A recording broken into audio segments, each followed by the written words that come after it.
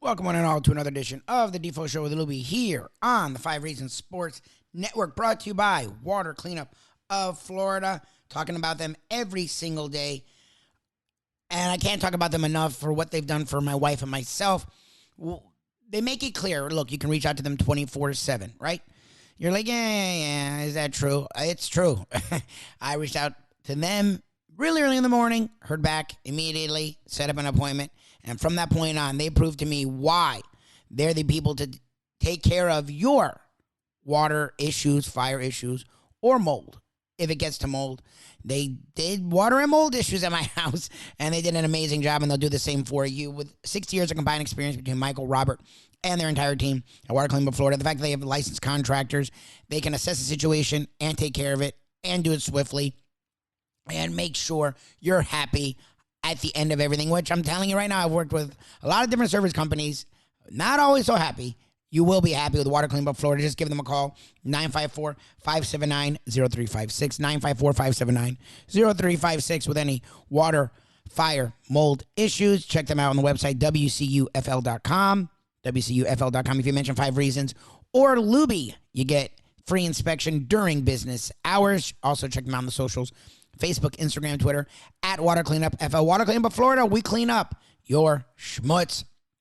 It has been schmutzy for the Miami Dolphins the last 20 plus years. I mean, the Dolphins have not been in a Super Bowl since it's been about 40 years, and they haven't won a Super Bowl in almost 50 years. We talked about that with Tony Segreto as excitement abounds. The Dolphins have their first preseason game this week.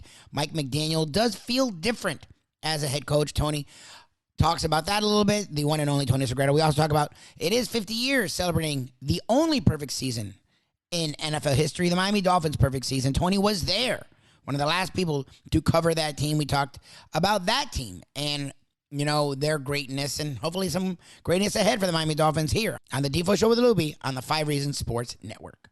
Tony has confirmed that all of New England is abuzz with the reviews from practice of Hiawatha Washington Jr., the new wide receiver, an unknown who was signed by the New England Patriots out of a small JUCO in California.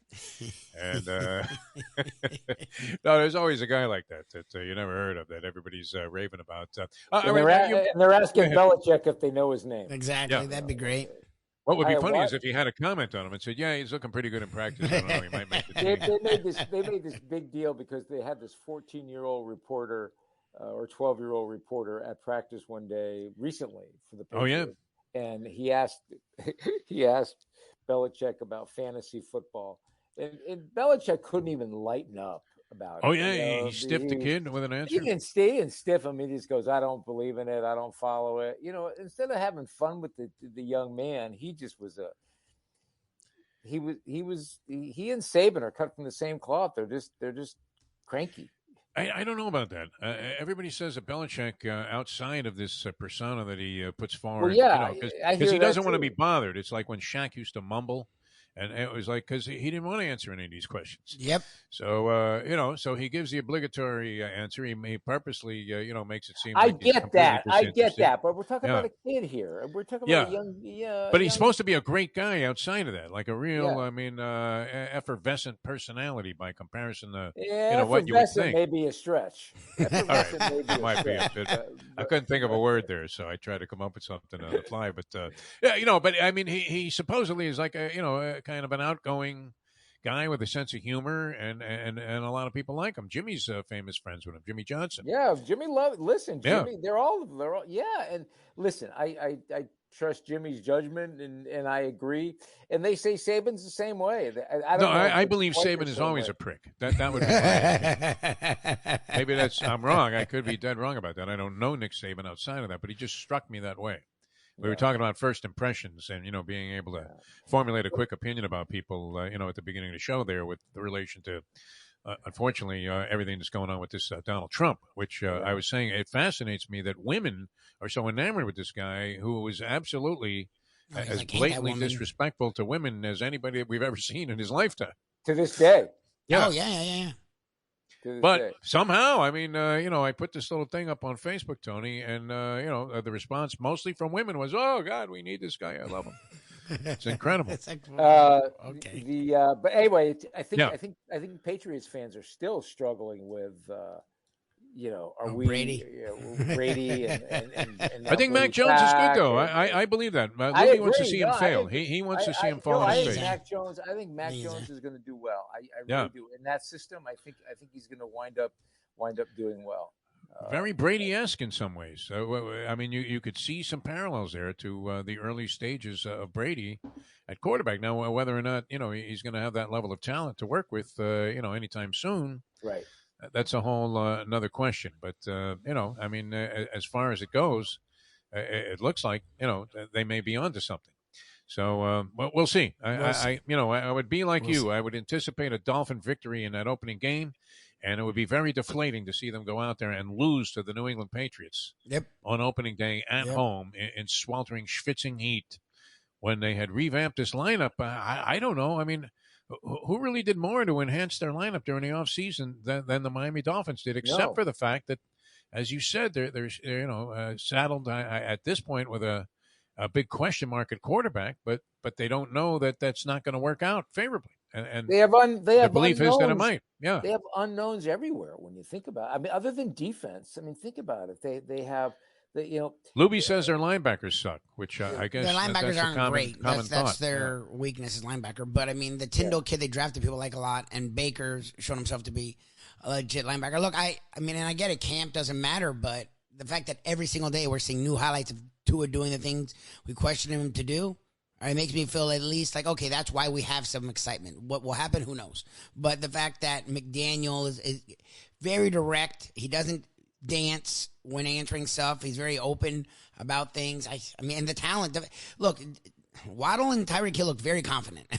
And they're seeing something there that's giving that confidence. So I'm geeked up, man. And it's the first time I'm this excited in a long time. Like, literally, I'm trying to think if I guess Ricky Williams, because Williams came in and he really looked good when he was out there. So, and they had that defense with him. So it felt like, okay, this team could do something, but I never trusted Wanstead. For a guy that's never coached before, McDaniel has this thing about him. Like, there's some kind of a confidence I have that he won't let them down. I don't know if he'll win games for them, but I don't think he'll lose games for them the way we've seen Philbin and even Sperano, the way Sperano would settle for field goals when it's like, dude, it's 4th and 1 from the 2. Like, what are you doing? Like, why are you kicking a field goal? I don't get that from McDaniel. We'll see, but it just gives me a little bit of... Yeah, listen, there's no reason to disagree with you, Lubie. There is absolutely zero reason to disagree. But you want to. No, I'm not. That's a little frightening, Tony. No. All I'm saying is think about that. That we will see how McDaniel handles being a head coach on game one and first 5-6 games, because it's a whole different game when the entire game is flying at you and you have to make split-second decisions. And how will he handle that? How will he handle all the noise? I agree. There's no reason to think he's not going to handle it great. And I hope. Listen, I get a sense from him. Here's my sense. Is that he's so much more intelligent than most head coaches in terms of he gets it. Jimmy come in. I remember Jimmy coming in and going, listen, I told you this before. I'm going to get my work done. We're going to come in at a reasonable hour. We're going to leave at a reasonable hour. We're not going to be like, we're not going to have to wear this red badge of courage to prove to people that we're working hard by sleeping here at night and being here at 2 a.m. I mean, it just doesn't make any sense. So I think McDaniel has that same kind of approach where, listen, I know what I need to do. I have my plan. I have my time management. We're going to get it done. And I think he's going to be okay. I do. I really do. Now, will the players be able to handle that and respond? We'll find out. Well, that's the thing. Look, I just when you go down the list of coaches, who's going to make the play? Who's going to make in the big play? moment? Yes, in the big moment, who makes the play? There you go. He got it in. He worked that in into the preseason here. Will you be betting these games? Giants versus Patriots. No. Tony Segreto. No. Do you bet any preseason? No. Ravens. No. Ravens. There's a theory there with John Harbaugh. Ravens laying 3 and a hook against the Titans, who are in a state of confusion right now. The Tennessee Titans. No action on that. No action on preseason. I will wait for the regular season to start. And then you'll be sending it in with some level of confidence, you believe, or will it be with some level of confidence? The usual roll of the dice here, where anything can come up, and most likely a 7 at an inopportune time. It depends on it depends. That first week of college football might be. I'm not sure I want to dip my toe into that one. Yeah. But I will be dipping my entire body into the season once we get rolling here. I love it about you, Tony. Tony's ready to go full fantastic. He's like itching. all this, sort of, uplifting, goes out the window. philosophical stuff that you have about the game, and the truth is, you can't wait to start sending it in. Exactly. On FSU Duquesne, weighing 17. It feels like he wants to the send it on Seminoles, Miami A&M. Feels like he wants to take Miami on the road as an underdog. It feels like. All right, one final thing, because this is of interest to me, and you were around this team. I've obviously become familiar with many of the people that participated, and had the great opportunity to get to know many of the players that were on the '72 Dolphin team, who some of whom were still around in like '81 when I came here. So there was that carryover, and of course Shula was a part of this whole thing. Now it was unprecedented, Tony. The idea of being undefeated. Obviously, no one had done it before. And I don't know. I mean, how aware of this thing? Because nobody could have ever figured that it was going to hold up as it has until now. I mean, 49 years later, still nobody's ever done it. And were the players focused in? We should say zeroed in on this while the season was transpiring, or did they just come to the end of the year and go, "Hey, guess what? We didn't lose a game," and what was it of any significance to them at the time? Here's the truth. Honest to God truth. It was all about them figuring out a way to lose the horrible taste they had in their mouth. Yeah, they lost Super Bowl. Getting their ass kicked by Dallas. Yeah. Right. The previous year. Yeah, they lost Super Bowl. And do it for Shula. And do it for Shula because they love Shula. And keep in mind, at that time, Shula lost to Namath in the Super Bowl. Yep. And then he lost to Dallas. That was a thrill for me. I mean, that was my favorite game ever. And then he lost to Dallas. Yeah. I mean, how many of us who were at that game or saw that game still see Bob Lilly chasing Bob Griese all over the field? I mean, it was terrible. So for them, that entire season was based on retribution. Wow. And I think that I do think this, that there's no question that as the season wore on and they were undefeated and clearly the team that was going to go to the playoffs and get to that would be the team to go to the Super Bowl. The concern then was we don't care whether we'll lose a game. We just have to win the big one. Wait, is that if we win them all, but we don't win the big one, then we're really screwed. Is that why the 73 team is better? Because playing for vengeance is a lot different than just playing free. And the 73 team had already won a title. They had already gotten over that they'd already done the undefeated stuff because people to this day, everyone says 73 was not only better, but way better. Way better. It was a way better team. But I think maybe during the week you play for vengeance because you're thinking about it. People are telling you. But once that game starts, when you're in the heat of that game, you're not thinking of vengeance. You're just thinking of survival. Yeah. You're thinking of, I need to get my butt out of here safe. I need to get a win, and I need to put myself in a position where I'm not going to be working my ass off twice as hard next week because I did something stupid. Yeah. I mean, basically, that's what you're going through in your head. And I want to make sure I'm making the calls. And Shula had this team. This team was so built and so perfect. At the time, did we know? No. But in reflection, built in such a way that the perfect season was almost inevitable for them. That's fine. Yeah. Paul Warfield, a decoy. Imagine that Paul Warfield was a decoy. Well, they had 3 backs that all could rush for 1,000 yards. It remarkable. My God. And when you think of the players that were on that team and how successful they all have been in their own way. Yeah. There were a few exceptions. But good guys. All fantastic. Good guys, really. I mean, I still talk to them. I still talk to Larry and Merck and all those guys. They always make you feel good too. They do. It really is something. Yeah, I'm very proud of that association. Yeah. So that's kind of my breakdown. I mean, we could go into it game by game and all of that, but there was no question that as the season wore on, the people tell, the media saying, "Oh, you're undefeated," got to everybody. Yeah. But it was the listen. We don't care if we're undefeated. We need to win the big one. And then they go, to Pittsburgh, right? And they're losing. They bring Griese back in. Remember, he was out. It was Morrow. And Earl started that game. They bring Griese in, and Seipel pulls the play of the year that people still don't talk enough about. And when he comes off the sideline, Shula looked at him and said, "Man, oh man, if you didn't make that, you probably should never have even come back to this sideline." So don't be ad-libbing on Don Shula. Exactly. Yeah. So all right, Tony, a lot of fun, man. A lot of fun today. That's great. We'll look forward to seeing that. We'll find that somewhere. Your interviews about the 72 team 49 years ago. Was 73. That was the last time the Dolphins won a championship. So let's hope for better things this year. We'll find out a little bit more. I don't know what insight we'll get into it on Saturday, but maybe we'll see something.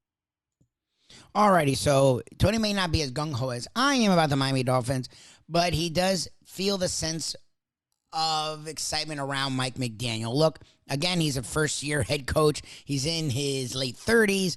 The dude has been coaching a long time in the NFL, but he was only an offensive coordinator for like a year or two. So, yes, that is outright speculation on my part. But when you look at the long line, Cam Cameron and even Nick Saban as an NFL head coach, but Dave Wanstead and Joe Philbin and Tony Sperano, God rest his soul, and Adam Gase, all these guys just had, there was always a weird feeling with them. None of them look, Brian Flores felt like a coach, and he had some success, but he felt too old school for me. The other guys just felt sort of buffoonish, sort of foolish. McDaniel has both, where he makes you feel confident in him that he can be a head coach, and he is new school, and the team is excited around him. And I get it, it's only camp, but as camp goes, Tua's looked really good. Tua's looked exactly like the guy that I thought he would be as the 5th overall pick. He looks like the guy that even the Chargers, who ended up with Justin Herbert, wanted over Justin Herbert. Tua Tagovailoa, if not for a hip injury, is rivaling Joe Burrow for the number 1 overall pick. Look, guys get picked and bust out in the NFL. Tua does not feel like that. Now he has what seems to be a legit NFL offensive line. Real wide receiver talent, where the fact that Dolphins are trading away tight ends and Adam Shaheen to get a 6th-round pick. Tua feels like the guy that should be the Dolphins franchise quarterback and could be a top 10 NFL quarterback. We shall see. Their preseason starts this week. We'll talk more about that. Hopefully check us out in the morning. Tomorrow is a highly apart trivia challenge. We have your trivia fun. We'll also talk more about the NFL preseason as Thursday begins preseason action for this week. First preseason action officially. The Hall of Fame game really isn't preseason. I don't know what the hell that is. But the NFL preseason gets underway this weekend. We'll talk more about that. Check us out in the mornings. The Defo Show with Lubie. South Florida Live. Look up both. YouTube, Facebook, Google. The Defo Show with Lubie. South Florida Live. SoFla Live on Twitter. And check us out. Our national podcast. We had a fun conversation with Cassidy Freeman, Clark Freeman. That's up right now. The Believe Network, BLEAV.com. Search After Hours. And most days right here at South Florida Content, the Defo Show with Lubie on the 5 Reasons Sports Network. Hey folks, Tony Segreto here. Since day one, Catholic Health Services has been part of Old School. And since we've started letting people know about them, it's changed their lives. You see, Catholic Health Services, while being recognized as one of the top places for stroke rehab in the country, it's also about a group of people who not just excel in what they do, from the doctors to the nurses to the therapist, on and on and on. It's how they do what they do every single day that separates them from the pack. They do it with a passion, unmatched, and the inclusion of family in every step of the process. Trust me when I tell you this. If you want the best, unmatched rehab with a special group of skilled, caring people, there is truly only one place, and that one place is Catholic Health Services. These days, we're all looking for comfort anywhere we can find it. Thank goodness for Landlubbers Raw Bar and Grill in Plantation, because they are making sure you are as comfortable as possible. First of all, they're not only open for delivery and pickup. All you have to do is go to landlubbersbarandgrill.com for both pickup and free delivery. You're going to have the best wings in the world. You're going to have a great burger. You're going to have their amazing soups. Again, Landlubbers, Raw Bar and Grill. It's nice and easy. Just go to landlubbersbarandgrill.com for both your pickup and free delivery. Thank goodness for Landlubbers for making you always feel right at home. Hey, folks, Tony Segreto here. Let me ask you a question. What do you look for when you go out to eat? Good food, obviously. Friendly atmosphere, not too loud, but good energy, reasonable prices, and a place where you feel comfortable. All those ingredients, no pun meant there, are hard to find unless you're talking about the Texas Roadhouse. You see, they encompass all of those attributes. Really, really good food, amazing atmosphere, good for a family, good for a date, or just a night out for yourself, and prices that will make you extremely happy. Their ribs, unmatched. Steaks, hand-cut every day. Everything, and I mean everything, is made on site, including their incredible bread. It's the one day, folks, that you can forget about low-carb diets. Trust me when I tell you, Texas Roadhouse, your restaurant, your destination when you say, where should we go and eat tonight?